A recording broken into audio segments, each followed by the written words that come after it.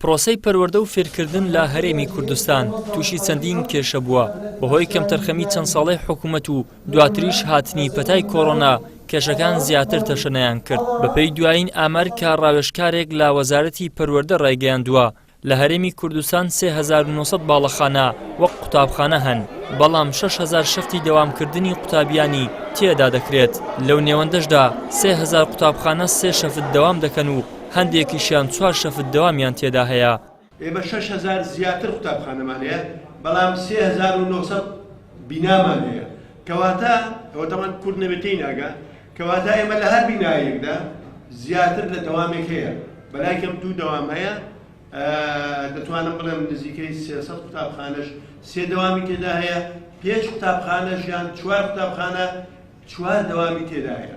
دەربارەی خوێندنی ئەلکترۆنیش کە بەهۆی کەم و کوڕیە زۆرەکەی ڕوبەڕووی ڕەخنەی زۆر بۆتەوە، سەرپرشتیاری سیستەمی ئەلکترۆنی لا وەزارەتی پەروەردەش دەڵێت نەتوانراوە ئەو سیستەمە بە ڕێژەی لە 100% سەرکەوتوو بێت. باز لەوەش دەکات خوێندن بە شێوەی ئەلکترۆنی دەبێتە بەشێک لە بەرنامەکانی ساڵی داهاتوو واتە حکوومەت پشتگوێی ناخات.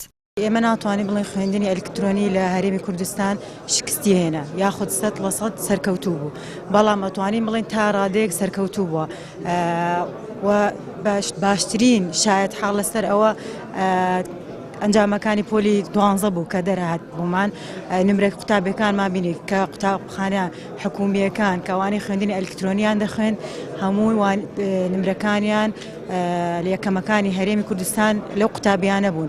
بۆیە ئێمە ناتوانین خوێندنی ئەلکترۆنی لە هەرێمی کوردستان لەبیر بکەین. ئەتوانین بڵێن تەواوکەری خوێندنی ناوپۆلە بێت.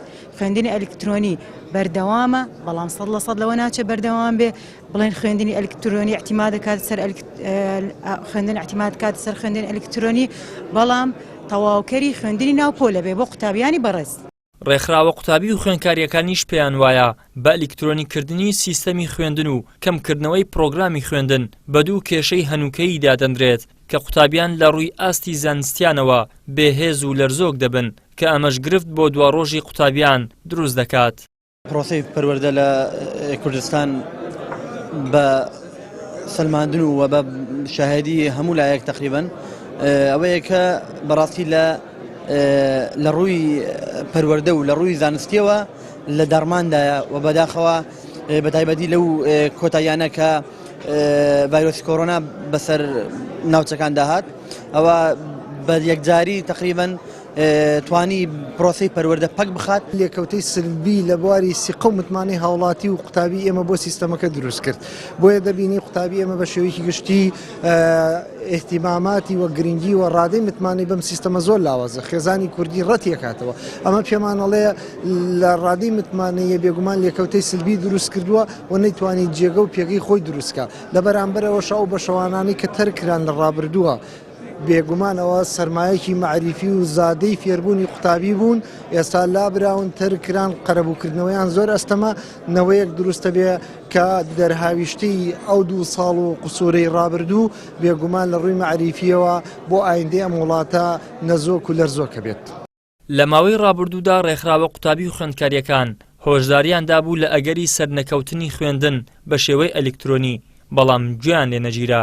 کێشەی موچە، بینای خوێندن، کتێب و مەنهەج و کێشەی ماف و شایستەدارایەکانی مامۆستایان لەگەڵ چەندین کێشەی دیکە برستیان لە کەرتی پەروەردە بڕیوە و مەترسیشن بۆ سەر پێگەیاندنی نەوەکانی داهاتوو. ئیدریس محەممەد، کەناڵی ئاسمانی پەیام، هەولێر.